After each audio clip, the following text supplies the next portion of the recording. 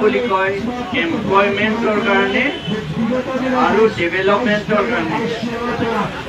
প্ৰথমৰ কথা আমাৰ কাৰ্বি আংলং আৰু ৱেষ্ট কাৰ্বি আংলং আৰু ডিমা হাছাও ডেভেলপমেণ্ট কৰিবলৈ আৰু এমপ্লয়মেণ্ট দিবলৈ 6th শিডিউলটো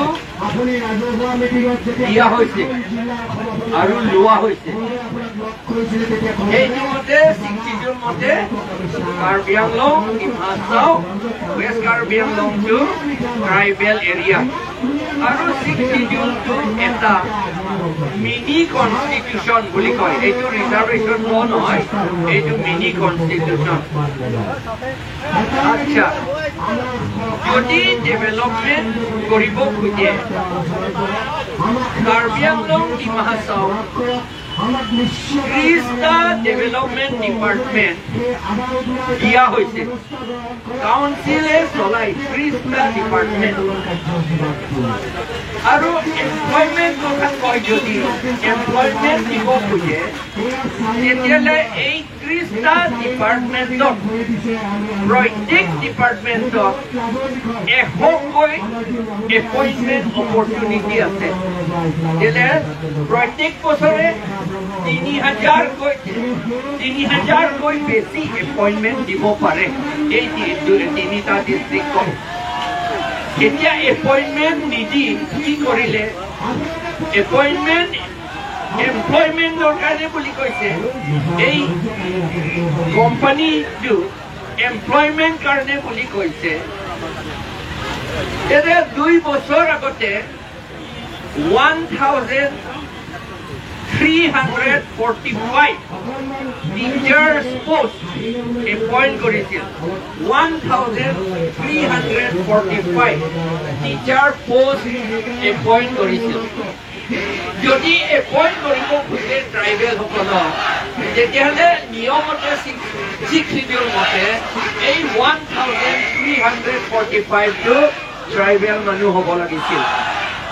বাৰু একেবাৰে 1345 নিদিলেও এটলিষ্ট 3000 মানটো দিব পাৰিলেহেঁতেন, 1000 মানটো দিব পাৰিলেহেঁতেন।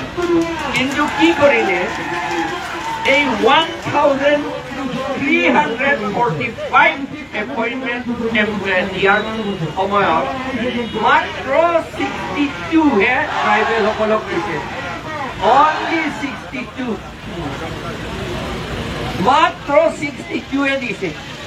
আৰু টিচাৰ্ছ বিলাক আনিছে বেংগলৰ পৰা আৰু বিহাৰৰ পৰা আৰু কিছুমানটো নেপালৰ পৰা আনিছে। এইটো ফেক্ট কথা, আপোনালোকে তাত গ'লে দেখিব।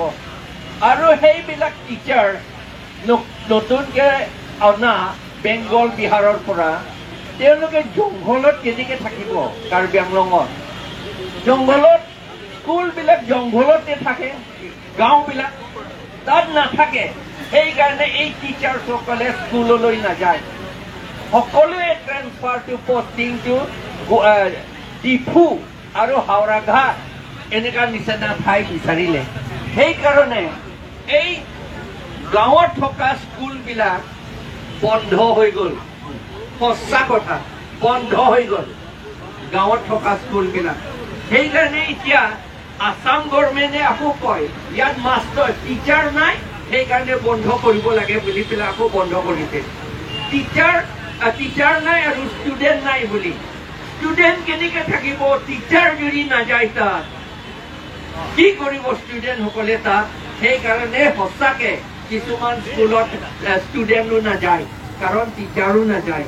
সেইকাৰণে স্কুলবিলাক বন্ধ হৈছে। এতিয়া সাংঘাতিক কথা, স্কুলবিলাক নতুনকৈ বনাইছে। তাত একালব্য স্কুল, একালব্য নামত স্কুল স্থাপন কৰিছে বহুত ঠাই, জংঘলত, গাঁৱত। আমি ভাবিব লাগিব একালব্যটো কোন। মানুহসকলে স্কুল স্থাপন কৰিলে একেবাৰে জ্ঞানী আৰু ইণ্টেলিজেন্ট ভাল মানুহ নাম লৈ পেলাই স্কুল বনায় কিন্তু একেলগে আপুনি পঢ়িব পাৰে মহাভাৰতত একেলগে তেওঁ যুঁজিব লাগিছিল যুদ্ধ অৰ্জুনৰ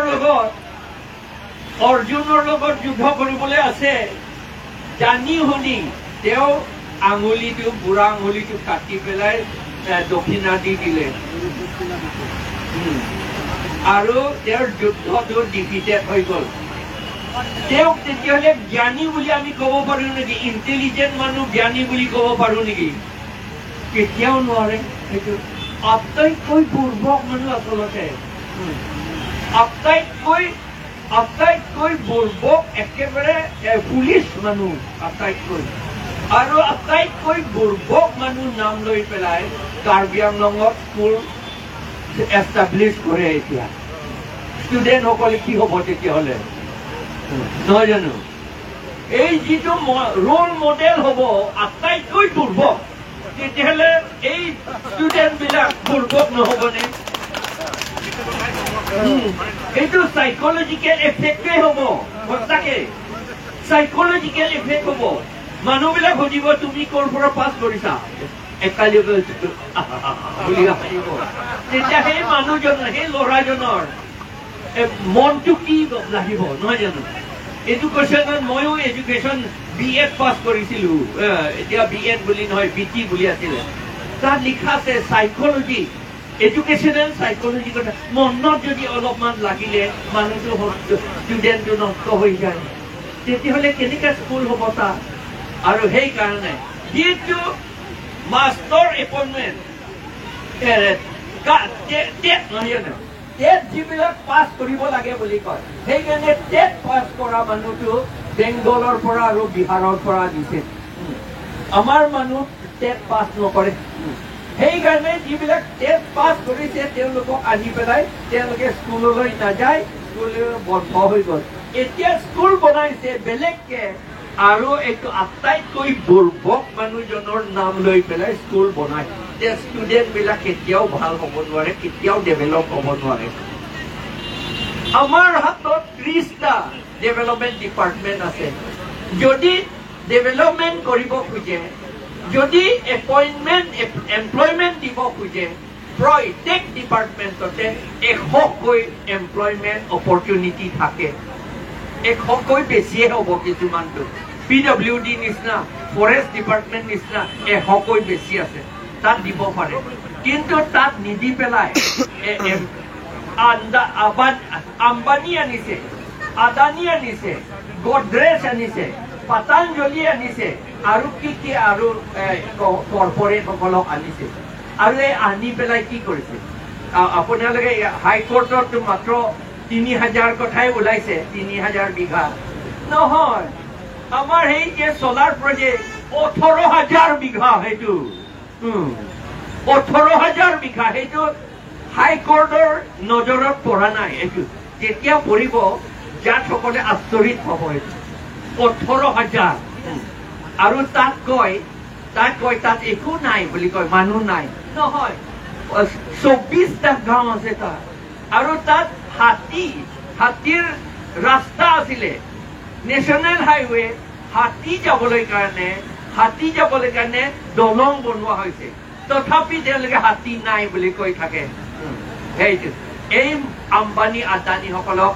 মাটি দিবৰ কাৰণে আৰু কিয় মাটি দিব খোজে সেইটো আকৌ এটা কথা আছে সেইবিলাক মাটি আগৰ পৰা যিবিলাকে কাৰ্বি মানুহ নাগা মানুহ আছে আদিবাসী মানুহ আছে তেওঁলোকক পাতা নিদিলে সেইকাৰণে দেখুৱাইছে মানুহ নাই আৰু পাতা নিদিয়াটো আমাৰ কাউন্সিলৰ দায়িত্ব দিবলৈ তেওঁলোকেহে দিব লাগিছিল কিয় ইমান 73 years হৈ গ'ল এই অট'নমাছ কাউন্সিল তেওঁলোকে পাতা দিব পৰা নাই লোকৰ কথা বাদ দিয়ক মোৰ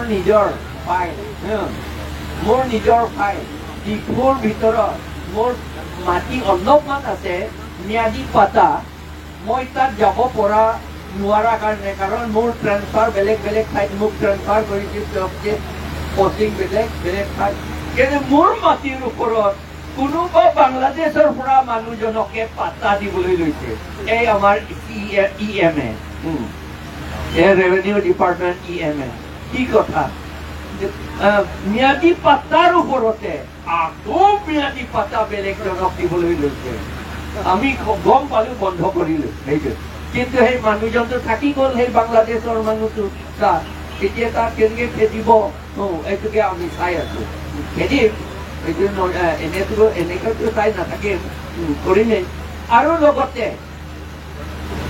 এই যে পাত্তা নিদিলে, পত্তা নিদিয়াৰ কাৰণে খালী মাটি বুলি দেখুৱাই সদায়, আৰু কিন্তু সেই মাটিত এই CEM বোধহয় আমাৰ চিফ মিনিষ্টাৰো তাতে পাতা লৈছে, মাটিৰ পাতা। কিহৰ কাৰণে লৈছে? কম্পেনচেশ্যন পাবলৈ।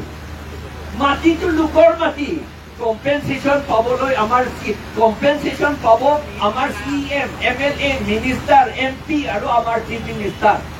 তেওঁলোকে কম্পেনচেশ্যন পাব।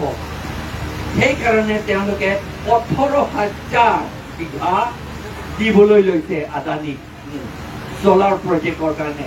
আচলতে চলাৰ প্ৰজেক্টৰ কাৰণে 18,000ও নালাগে, কিমান বুলি কৈছে এইটো, কিমান বোধ হয় 18,000 নালাগে। কিন্তু এই 18,000 দেখুৱাইছে, এইটো মাত্ৰ কম্পেনচেশ্যন পাবৰ কাৰণে।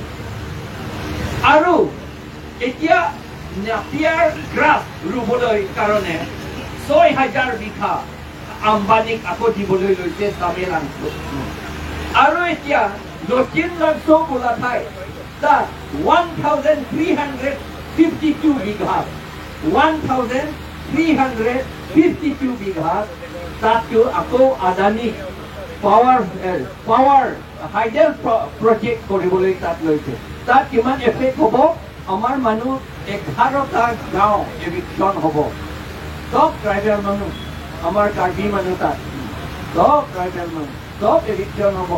আৰু কাউন্সিলে দেখুৱাইছে সেই মাটিবোৰ বোলে খালী মাটি, কোনো মানুহ নাই বুলি দেখুৱাইছে।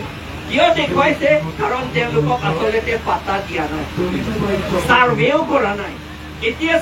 এতিয়া তেওঁলোকক মুখটো বন্ধ কৰিবলৈ কিছুমানক ম্যাদী পাত্তা দিছে। আৰে ম্যাদী পাতা দিছে, মাটিটো সাৰ্ভে কৰে নাই কিন্তু। আৰে সাৰ্ভে নকৰাকৈ মাটি ম্যাদী পাতা কেনেকে দিব? সাৰ্ভে নকৰাকৈ কেনেকে ডাক নম্বৰ লিখিব পাৰিব? এইটো তাত তেনেকেহে চলি আছে কাৰ্বি আংলঙত। আৰু এইবিলাক গোটেইখিনি কোনে চলাইছে? আমাৰ বিজেপি চৰকাৰে, তেওঁলোকে চলাইছে। সেইকাৰণে আমি এতিয়া আৰু এটা কথা আছে, আৰু এটা কথা, ডেভেলপমেণ্ট বুলি কৈছে নহয়, আমাৰো ডেভেলপমেণ্ট লাগে। আমি হয়তো মানুহবিলাকক ডেভেলপমেণ্ট লাগে, মানুহবিলাককহে ডেভেলপমেণ্ট লাগে।